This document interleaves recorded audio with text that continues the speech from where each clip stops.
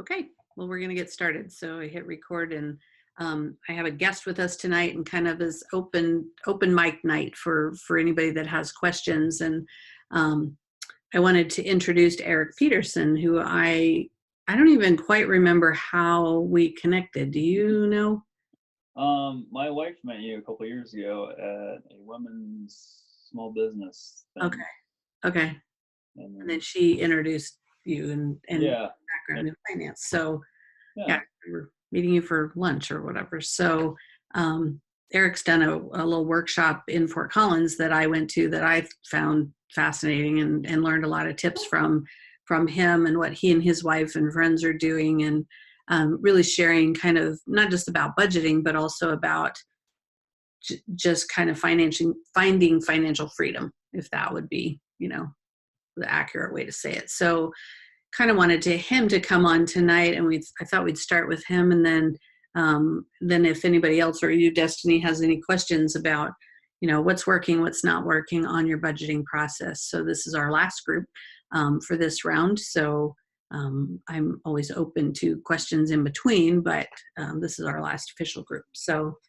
Eric, would you mind sharing a little bit of your story, your background, and then I thought maybe we could ask you some questions about ways you've managed to make your money work. sure, yeah, yeah. So kind of like how I opened it up when we did the frugal workshop. I'd kind of describe myself as an average Joe. Got average grades in school and all that stuff. Got to go to university. Got through that. Did the stereotypical house, car, marriage, kids, all that stuff. I also describe myself as a new car buyer recoverer. I've bought a number of new cars in my life, and I now figured out that that probably wasn't the most financially savvy decision. Okay. Um, so about 6 years ago, I found this blog called Mr. Money Mustache, and this guy retired, or I would say semi-retired at age 30. And he basically had all these ways of saving money, and he fortunately was in the IT industry, so he made pretty good money too.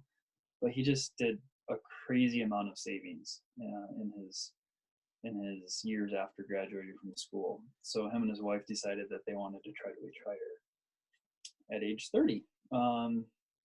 So I'm like, wow, this guy's kind of got life figured out. Like, I just want to mimic what he's doing and see what I can do. So I'm 43 now, and I'm basically at a point in my life where I could quit and um, semi-retire and just kind of do something that I enjoy and not worry about what the income is. And I don't say that to like brag. It's more of a it's doable because I did have more of the lifestyle of just your stereotypical American. Like I said, I bought new cars. I graduated with debt.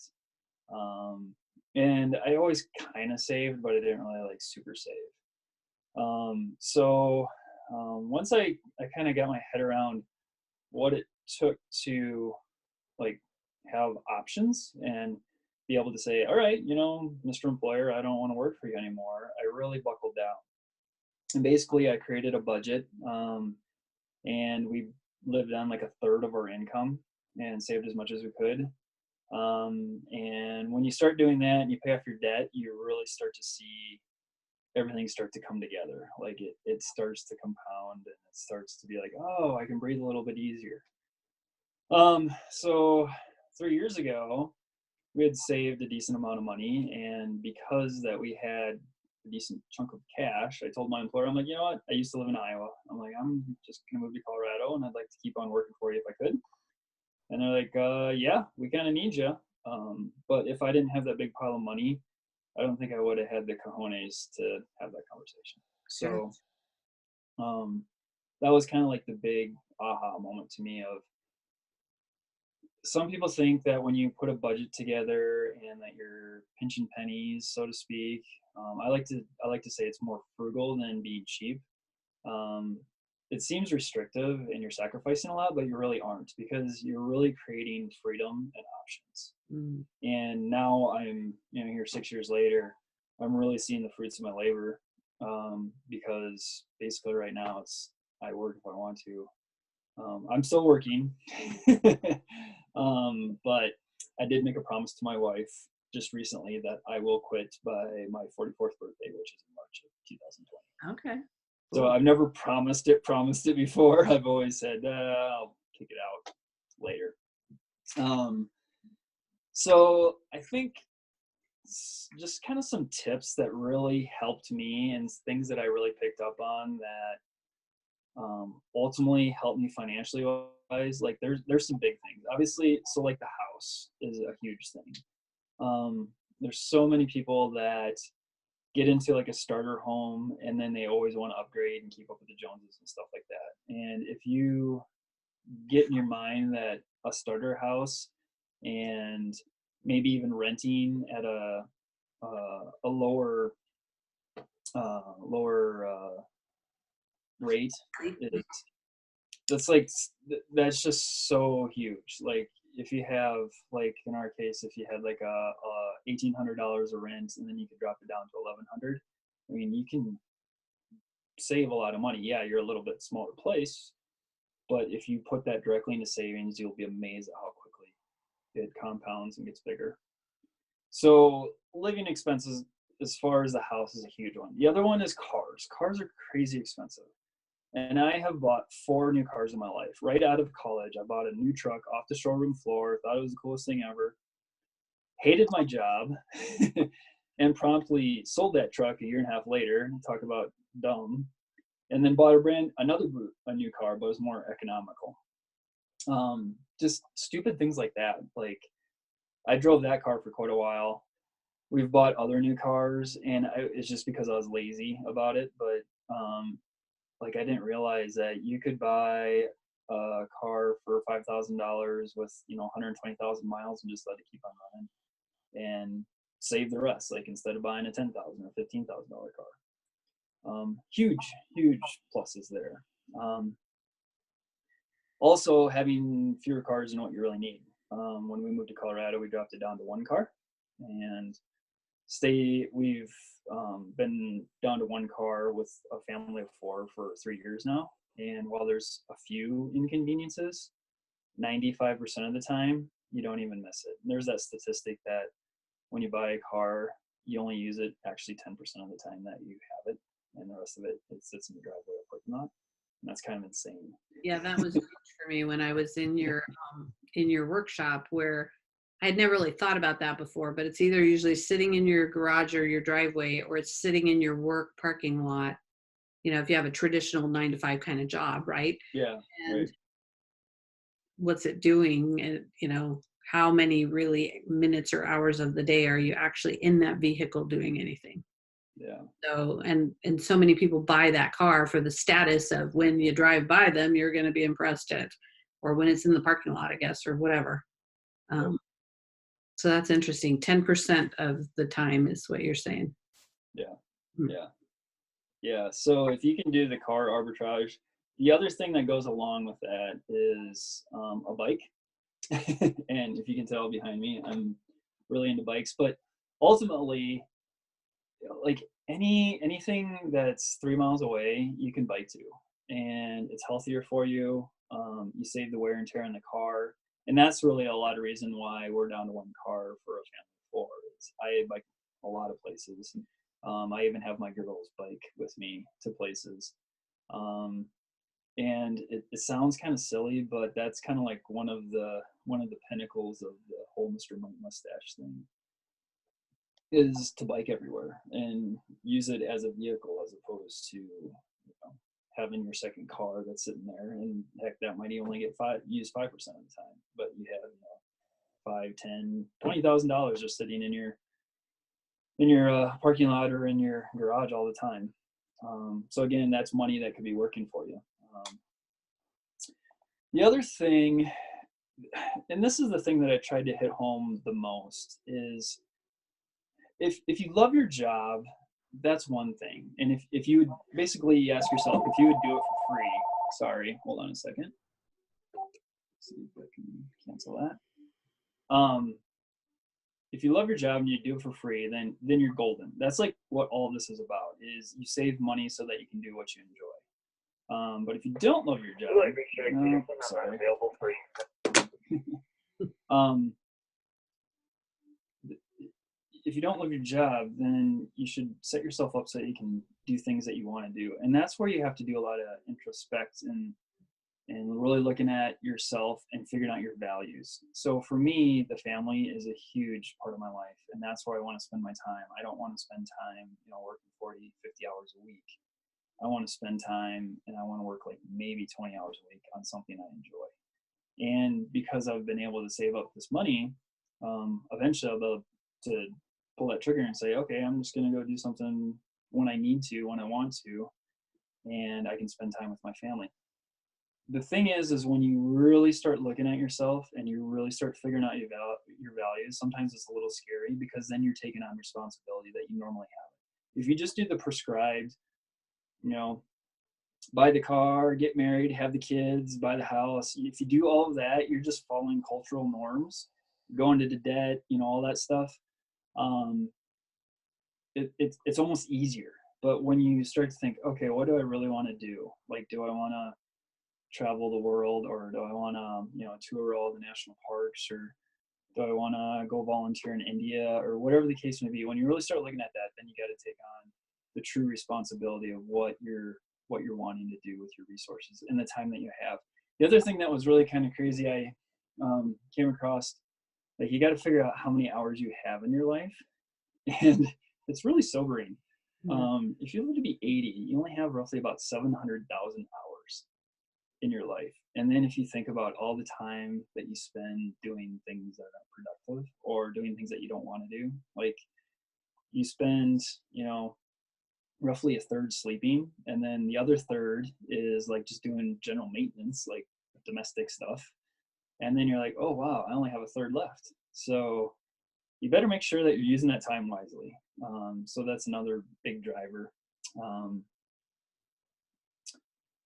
yeah, I think just once you, and I have a friend that I've been working with, actually, Penny knows him, Brian. He really blows me away. He's totally in debt. He has child support he has to pay and all this stuff. And he's starting to see how, if he pays off his debt, if he starts to make his child support payments and these types of things, and be up on bills and be current, and have a little bit of a cash buffer, like the freedom that brings him as far as the stress, like that's almost undescribable. Of when you get rid of the debt, when you get rid of all this constant pressure that you have to be hitting these bills, making this money, all this stuff, like, that's just so freeing.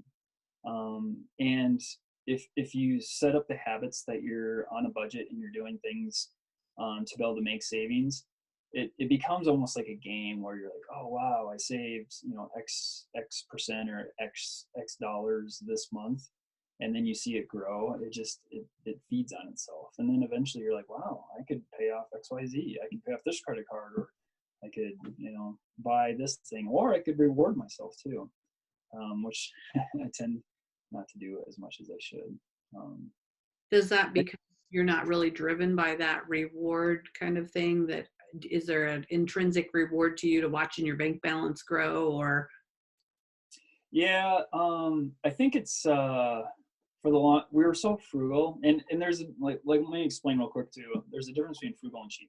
Cheap is where you never buy anything, no matter what. You're just cheap. You're always cheap. I have a friend that's super cheap. Like, you go out to a bar with him and he won't buy beer. Just cheap. Mm-hmm. But then there's frugal, and frugal is when you know your value system and you're willing to buy things that you value, or spend your money on things that you value. So, for example, I don't really value cell phones all that much, so I don't put that much money into it. So my 12-year-old wants a cell phone, right?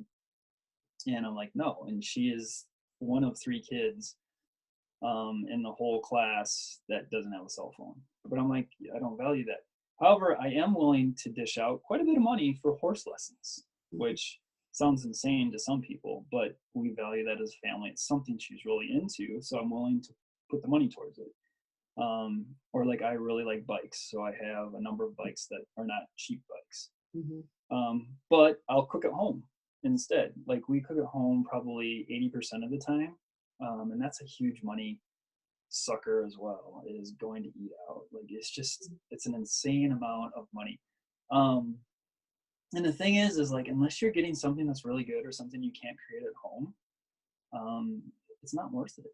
Like you go out to an average restaurant and you spend, 40-50 bucks for a family of four, and you really didn't get that good of experience anyway. So Yeah, I was going to say, if you're getting out for 40 or 50 bucks, that's probably, you haven't been out much lately, because yeah, well that's like big time for me, right? that's like fast food anymore for a family. Yeah. It's not a decent meal.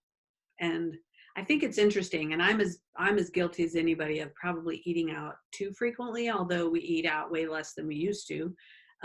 If this almost gets harder again once the kids get gone, because they're like, it's just the two of us, let's go out. But I think that when you factor it all in, like usually you go out because you're too tired, you don't want to cook, blah, blah, blah.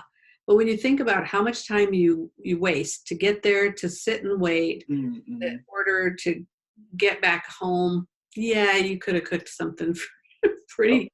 So the factor that you kind of fake yourself into thinking that it's going to be less stress or less work or something to eat out, let alone the money, right? So yeah, one thing my wife has always done, and one thing she brought to the marriage, is she always makes a grocery list for a week or two. And so we literally have just a number of things that we can make for dinner or lunch all the time. Yeah. And that helps a ton. Like as opposed to going to the grocery store, what are you hungry for?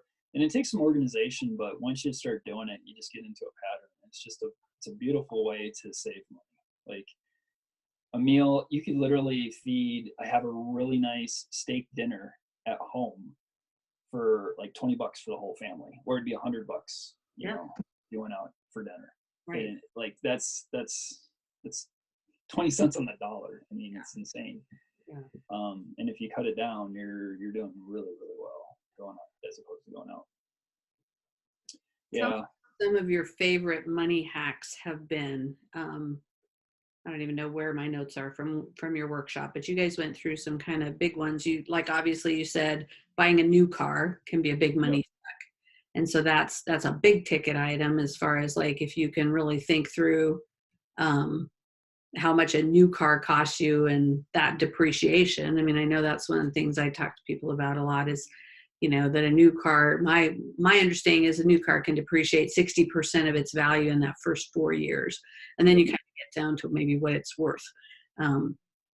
So cars obviously are big money suck, eating out. But what are some of the little things you started doing when you decided you wanted to cut some expenses? Because obviously, and you've been pretty open about, you have a good income in the job that you're, so you might get there quicker than somebody else, but there's still ways for all of us to save on what we do spend our money on, right?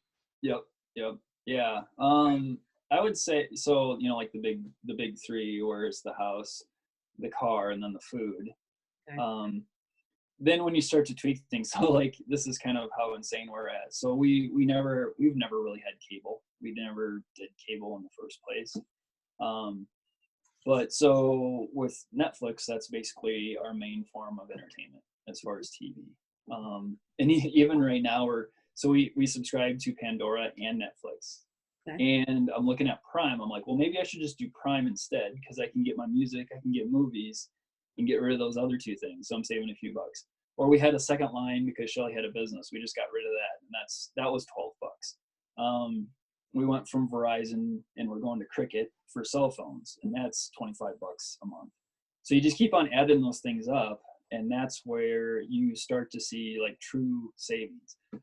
Like there's a saying is you become a millionaire 10 bucks at a time, and it's so true. Like some people, and this is kind of how insane it can get, but some people will have conversations amongst their spouse and them if they're spending more than like 10 bucks on something. To me, that's extreme. I mean, that's kind of ridiculous. But that just goes to show that like it's so easy just to, well, even going out with friends. That's another hack too, is if you have friends, invite them over and have some beers or cook them dinner or something, as opposed to going out. I mean, you could have a great time with a load of friends for like $25, or it would ultimately cost all of you together like $250. I mean, those are the things that you do, and then, like, get together to do fun things. Like, we've all forgotten that you can go in the backyard and play games, or have a grill out, or teach somebody something, or we've kind of lost that. We're always like, we need to be entertained, we need to go out to the movies and spend $10. That's not, we never go out to the movies. Like, we took our kids to the movies last week, and it was the biggest deal ever. Like, they're like, holy, they thought they were going to Disney World. I mean, it's just, it's stuff we don't do. I mean, like, today my wife and the kids were sitting out on the lawn and she was reading them a book. Like, that's nobody does that anymore.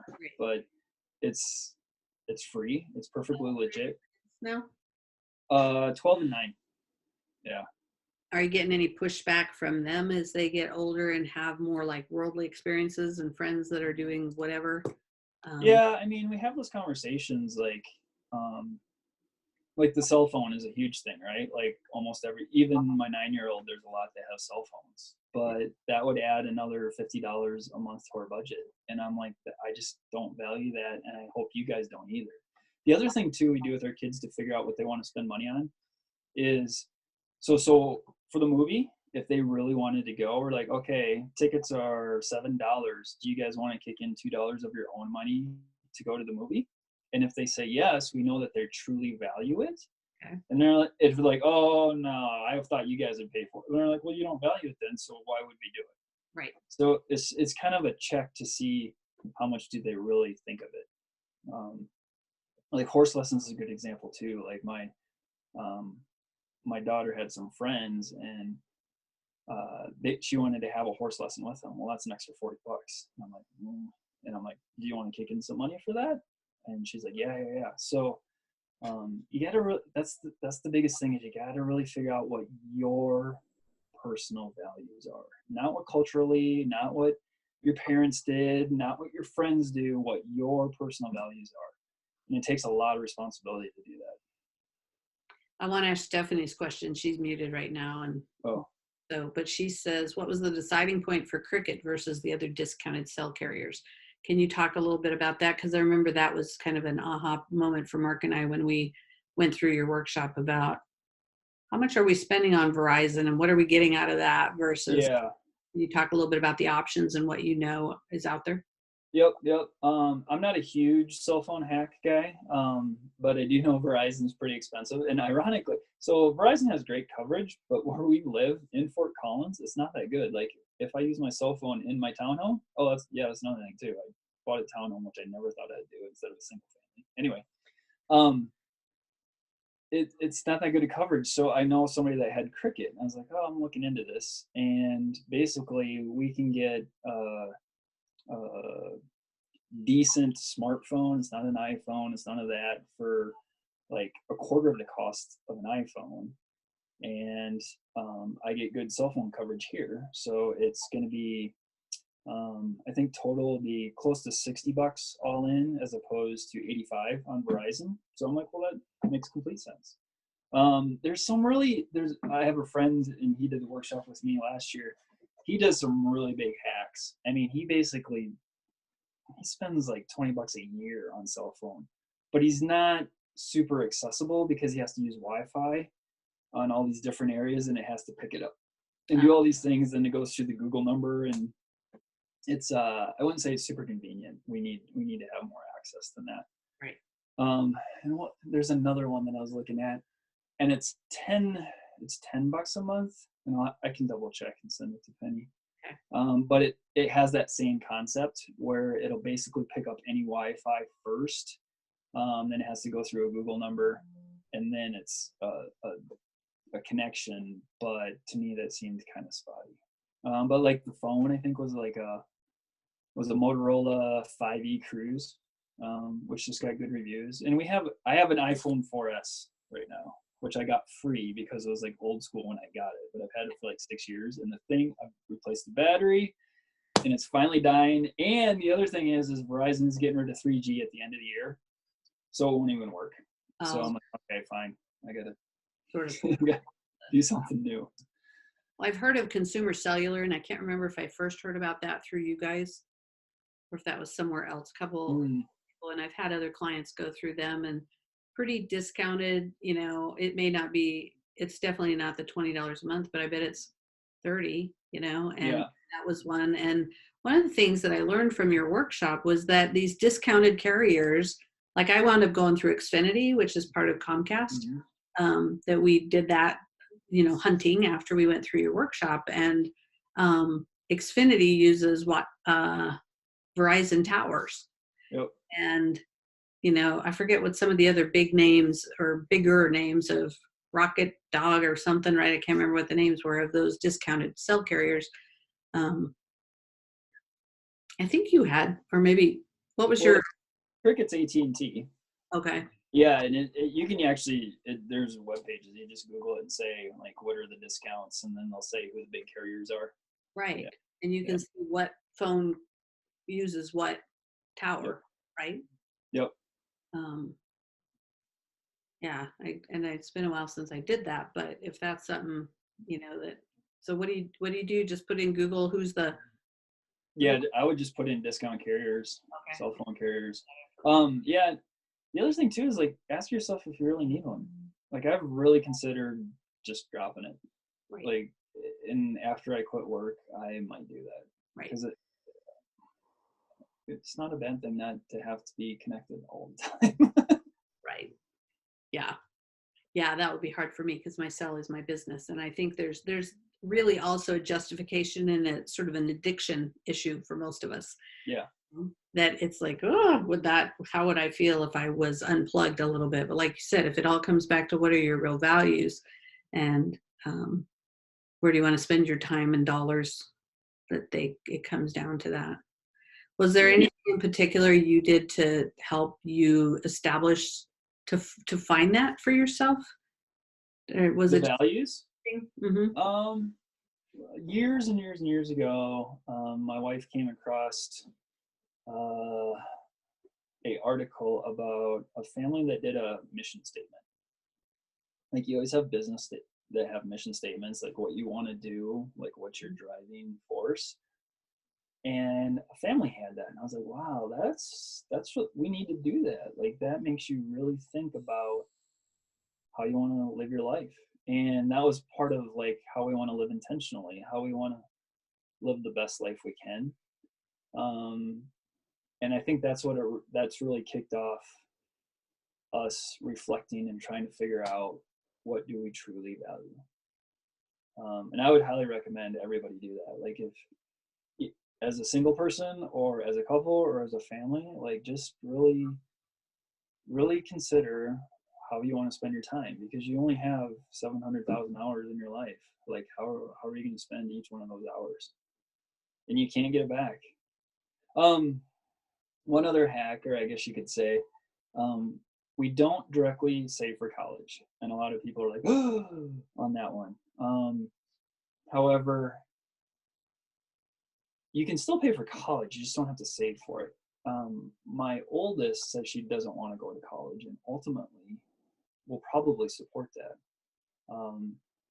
I don't want money designated specifically for college, and I think they will be successful, but they might just go about it a different way.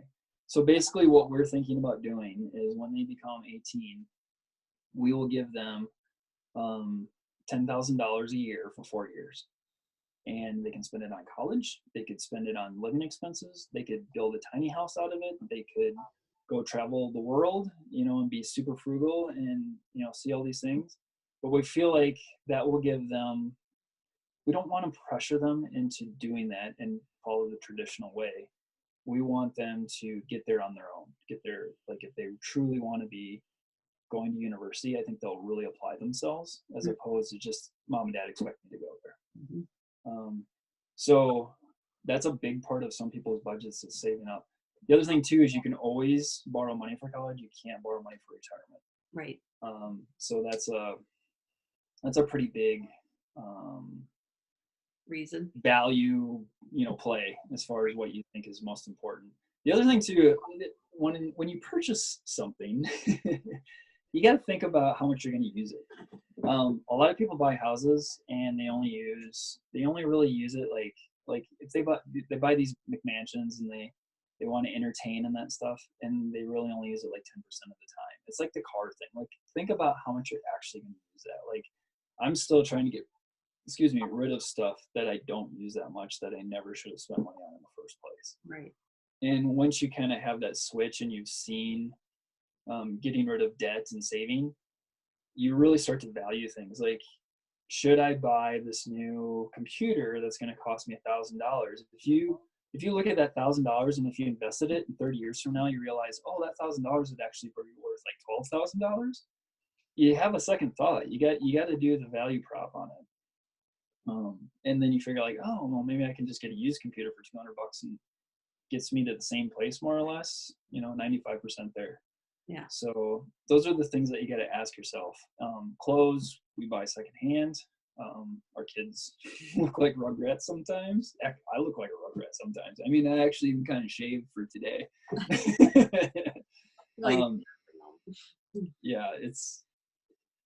Like I cut my wife's hair.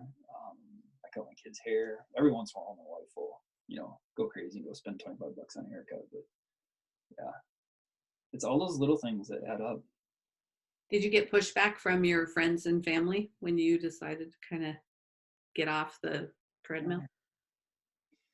They don't really know a whole lot. Like, some of our friends, like, that's part of the reason we kind of started over in Colorado. Like, we found friends that kind of buy into the same philosophy. When we're in Iowa, we're in Des Moines. Des Moines is a very rich city, in all honesty. Like, your cost of living is low, and how much you can make in Des Moines is pretty high. I mean, it's not like California or anything, but you can have a pretty good lifestyle in Des Moines, Iowa. And we had tons of friends that would really just keep up with the Joneses. Mm-hmm. So we kind of detached ourselves from that. And the family, I mean, it is what it is. I mean, I've talked to them kind of about what our philosophy is, but it's kind of money is a taboo. Mm-hmm. And it's nobody really teaches you about it. And like, that's why I think what you're doing is so cool, is because this should be a 101 class in high school. Like, this is how you should do things, and we don't do it. And if we're just always basing it off our parents, a lot of times they're probably not having the best habits. So it's tough to really find the good habits.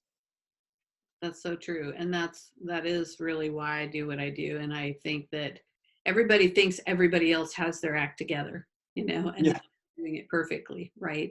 And what I find is that most of us are not. And I might be 2 steps ahead of somebody else, but I don't feel like I've got it all figured out either. And I've learned more since I decided to coach others than I knew before I ever started, right?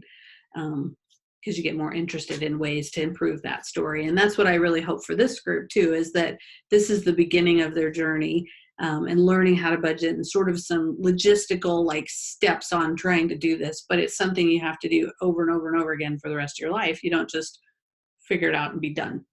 Yep. Yeah, that's for sure. So. Yeah, and so like, some people are just like, they don't. Mr. Money Mustache, the guy that I found a long time, he lives on $25,000 a year. We're not that frugal. Like, we live on $40,000 a year. Okay. And he's in Colorado too, isn't he? Yeah, he's in Longmont. Yeah. There's another person that I know, and they live on $60,000 a year. So it's all relative. But you can really cut it back and live on a pretty low amount. And then, like, we have some friends that they both work part-time, and they have a very modest lifestyle.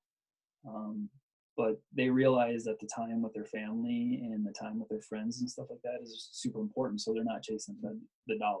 Mm-hmm. And I really respect that. And I've chased the dollar for a long time, but hopefully I can quit that pretty soon. So. Right. Well, and it's probably not to say that you won't ever do anything that makes money again in your future, right? Yeah. It's all about choices. Mm-hmm. Yeah. Yep. Like, I don't know what my dream job is at this point in time, but I think it'd be cool just to be a part-time librarian or Great. work at REI, or I have some ideas that I want to try to launch on my own. Like if you have that stash of cash, Yeah, it makes those things a lot easier to try and do. right. That's what I think. That to me, that's what financial freedom is all about, is choices. Yep. It's not necessarily the bigger, better house and tons of money. Is about choices and the ability to say, yeah, I can do this because I'm not beholden to that job or that paycheck anymore. Yeah. Yep. There's a musical group called Passenger, and they have a line that says, "You can have your dreams back when you've paid off your mortgage." And I'm like, that's so true. Right. But like, if you have a lot of debt, when you chipped away at it and you like get it down to a manageable point, the sense of relief, the bricks that come off your back are huge. And then when you have an emergency fund of like a couple $1,000s, then you feel so much better, because you're like, oh, if my dishwasher breaks, I'm not wiped out, I'm not scrambling, I'm not throwing it on a credit card, I'm not feeling all that pressure. And then it just keeps on, like this freedom just keeps on getting bigger and bigger and bigger. And sooner or later, you're to the point where you're like, you know what, I can tell my employer to stick it, and like it's a phenomenal feeling. Right. But people think you've sacrificed so much, but you really haven't. You just That's what I hope that these guys that are learning to budget are getting a sense of freedom by doing a budget, not restriction. Yep. Stephanie says, what about retirement savings? Steph, I'm not sure what you're meaning. So if you can unmute and ask, feel free to jump in here. Well, he was talking about, Eric, you were talking about, living on $25,000 a year and living on $40,000 a year. And I'm like, okay, so where does you and your wife's retirement savings come into play with that? You like when you start using it? Say what? When you start using it or building it? No, actually building it. I apologize, building it. Yeah, so we've been building the retirement savings since we started working, but we never like super saved. So like for our breakdown, 80% of our savings is in like 401ks, IRAs, stuff like that. And you can actually turn that on if you want to. So I'm 43. I could do substantial but equal periodic payments and start taking money out of those retirement accounts if I chose to, and I wouldn't have to pay that 10% penalty, which a lot of people aren't aware of. Tell me that again. I don't understand that. Yeah. So like, 401ks and IRAs, if you take it out before you retire, like before you hit the golden 59 and a half age, you have to pay a 10% penalty. Correct. Plus taxes, right? Yeah. But there's this loophole. If you set up, it's a amortization schedule. If you set up, and right now it's like at 3.6%, you set it up with the government, and you basically say, you set up with taxes, I should say, not with the government. I want to take out 3.9% of my 401k until I get to 59 and a half. You can do that, and they don't charge you that 10% penalty. Huh. And it's a one-time deal. Once you turn it on, you can't turn it off. So it's a big decision. Oh, okay. And you can only tweak it once. There's 3 different schedules that you can do. There's one that's really conservative, and there's 2 other ones that are a little bit more aggressive. Is there a term for that? Substantial equal periodic payments, or SEP. So there's a SEP IRA. Don't get it confused with the SEP IRA. Okay. That's an individual business IRA, but this is SEPP, substantial equal periodic payments. Yeah. All right. Thank you. Yeah. So you have to have backed into your numbers at some point, right? To be able to say, yep, if by turning this on, I'm confident that I won't outlive my money, or, I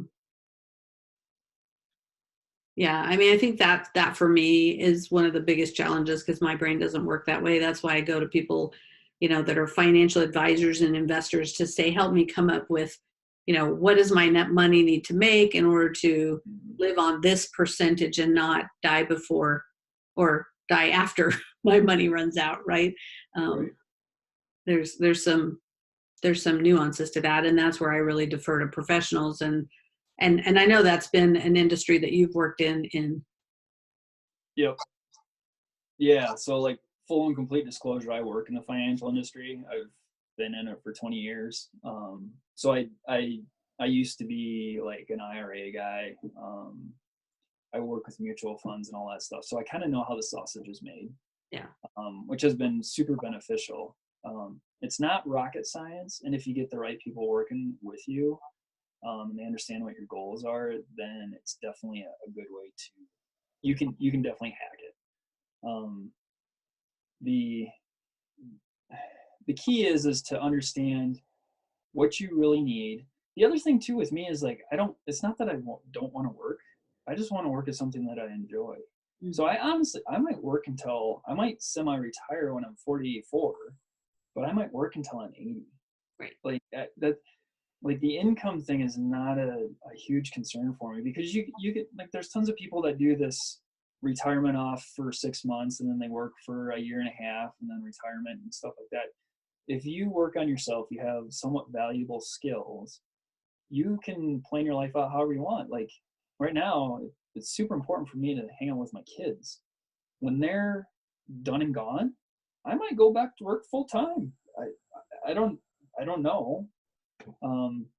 But I do have a big chunk of money that I'm like, okay, I can be very frugal and just live off of that. And there's the whole 4% rule. Like if you have a big chunk of assets, generally speaking, like it's 98% for sure that if you just withdraw 4% a year and you're invested in a balanced portfolio, you'll never run out of money. So if you have $1 million, pull out 4% a year, that's 40 grand. You should never run out of money unless we have like 2 huge recessions. You were talking about earlier about what you live on and what your friends live on, and what Mr. Money Mustache lives on is 25, 40, 60,000. That's not necessarily what they make right now.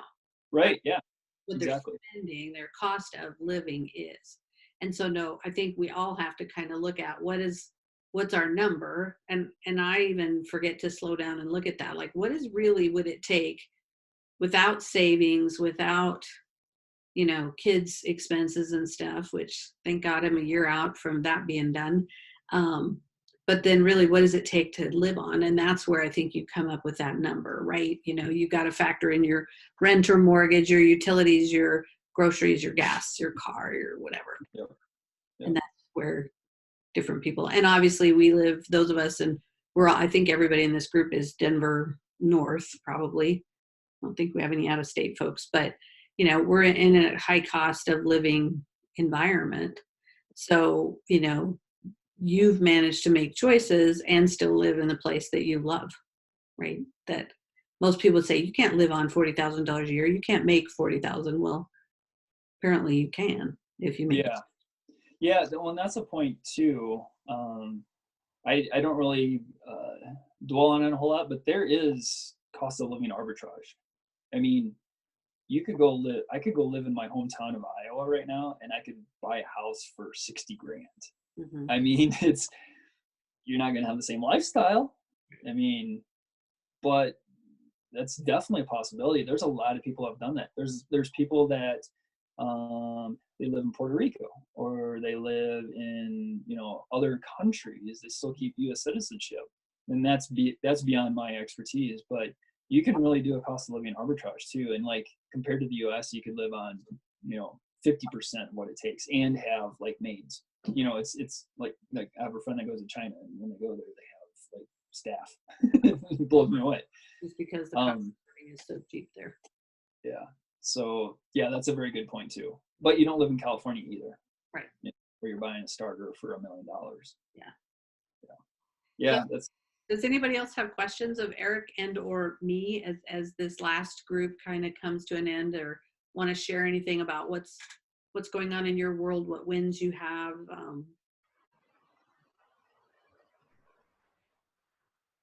What's the toughest part?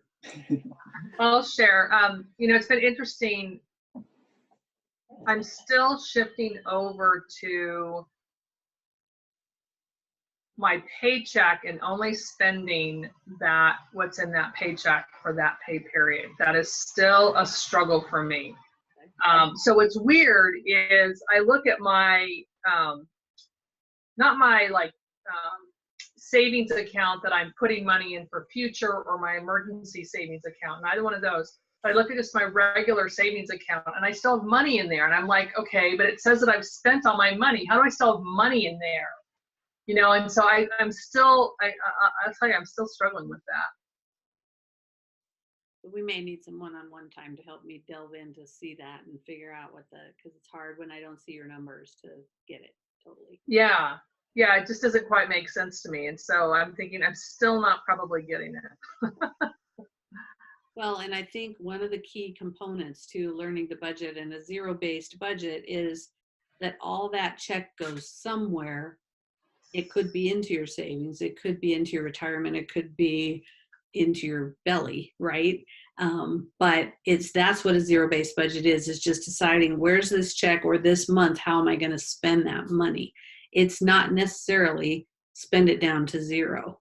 It's maybe you want to leave some in your checking, or you want to put some in your savings for, and, you know, we've talked about some of those short-term savings, sinking funds, things that we, you know, are super critical to learning how to do a budget, is that you got to remember that some things come once a quarter or once a year. They don't come every month. So you've got to set some aside for that, so that when those bills come up that feel like they're a surprise, where they're really not, they're just irregular. And the more you can iron those out, then, and that might be dividing by 12 for that once a year kind of thing, and setting that aside so that you don't have that big hit once a year. So yeah. So yeah, I think I still haven't gotten it. I'm curious, is your savings account kind of your account to take care of that stuff? Like if you have car maintenance, or if you have property taxes due, or if you have, is that what your savings account is, and that's why it's still left over? No, it's really, no. In fact, it's actually more of a transactional account. That is the account that we fund our checking account to then pay things. So I'm trying to think. My pay goes into that. Let me just think. I'm trying to remember. I think my pay goes into that. My husband goes into our checking account. So basically, I'm shifting money, you know, for expenses into the checking account from that savings. So it's not the one that I would consider my long-term, like, build up fund savings. That's in a money market. And then the other one, we just have, like, you know, piddly interest on it, but I only keep $1,000 in that one. So that's the emergency fund. So it's actually a third one that I'm like, why do I still have all that money in there? When I say that, you know. What's the pass-through reason, Stephanie? Why is it going to savings before it goes to your checking if you need it for expenses? That's just what I had set up with my payroll, to have it deposit there. That's the only reason. So that's right. one thing I would have you change, is make your check go into your checking, and then intentionally put the money into savings when you want it to go to savings. Well, that's an idea. Yeah, because it is confusing to me. I'm like, your system is confusing you, because then you're thinking, well, it's probably because you didn't spend so much, which is a good thing. But if you put it in, if you had both of your checking, or your work checks go into your checking, and then you push back the amount that you said this is savings, then you're being intentional and mindful about how much you want to save. I think why I resist that is because checking doesn't earn any interest at all. I know, but you're playing games with yourself for pennies on the dollar. Okay. And that's where I think it's mindset. It's not math. Okay. You know, yeah. you're not gonna get poor because you didn't get $3 in interest this year. Yeah, and I know that. I just think it's the principle. It's the principle. The savings is the big part. What you're earning on your money is so minor when you're trying to get stuff figured out. It's so minor. It's the making good choices that help you save, where you're really going to make traction, not the account. Because in today's world, the best I've seen is about 2.5 on a regular savings account. And then a money market, you might be getting a little bit more than that, but it's pretty negligible. It's minuscule. Yeah. Okay. Hey, there's one other hack that I thought of while you guys were talking about your different separate accounts. My wife and I get allowances. So we get a certain amount of money every month. Our kids get allowance too, but we get a certain amount of money for every month, and this just helps us keep sane. And we can do whatever we want with it. I can go out with my buddies and spend it on beers or whatever. And I think that helps a lot to become disciplined. Because like our income, my income and her income are pretty different, but we both get the same amount for allowance. And like, half the time I spend it on bike parts, but and it's not that much. But that really helps too. Like you have some control and you're not 100% denying yourself all the time. So, right. Yeah, we do that too. In fact, I think it's in their budget sheet where it's either called pocket money or I call it blow money. That's we don't have to fight because that's my money to spend however I want money. Right. And we keep ours pretty small. I've had couples who have had bigger dollars because they fought more, I think, around money. And we just tend to budget everything else, whether it's haircuts or, nails or whatever. My husband's like, I know it's more expensive to be a girl. I can deal with it. But if it's a conflict, that's an easy place to say, okay, well, fine, I'll use my pocket money out of that. And then negotiating like how much that pocket money needs to be. Is it 20 or 200, right? So, but it takes the wind out of the argument for sure. I've seen that. And you actually, it sort of forces you to be thoughtful and mindful about, do I want to spend that? It's kind of like you were saying about your kids. Well, I don't know if I want to spend my money on that. Yeah. And you have that same reaction. Value. Yep. Yeah. It's like as a grown-up, like, oh, you mean I have to use my money for that? Oh, maybe I don't need it. So yeah, we probably don't grow out of that reaction as, I think that's a good one. Destiny, how about for you and Larry? Do you guys have anything to share? Any questions? You've been here every week and I really appreciate that. So thank you for that. I don't think so. No, not really. Has it been worth it? I know you've put your time in there. We You feel like you're making changes? can talk about it now. Yeah. That's definitely new. Really? Okay. Good. And I don't hide it. Yeah. Yeah. Cause then, it's not necessarily going to be a big fight. It's just, here it is. Right. Yeah. Communication's huge. Yeah. That's a lot. Yeah. That's probably number one. It's a little bit like drinking from the fire hose. And this was just for your information, Eric, this was a 3-month group, twice a month. So we've had 6 sessions together. And I think in general, it takes at least that 3 to 6 months to kind of get a budget rolling and to get some habits in place.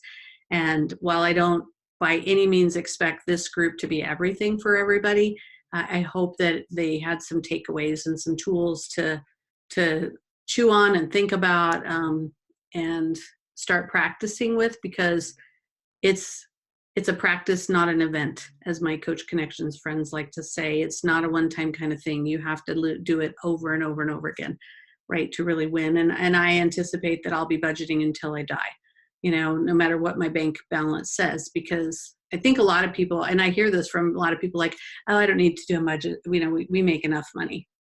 But then there's somebody like you that, in the real world made good money and has chosen to not spend every dime of it so that you can have choices, right?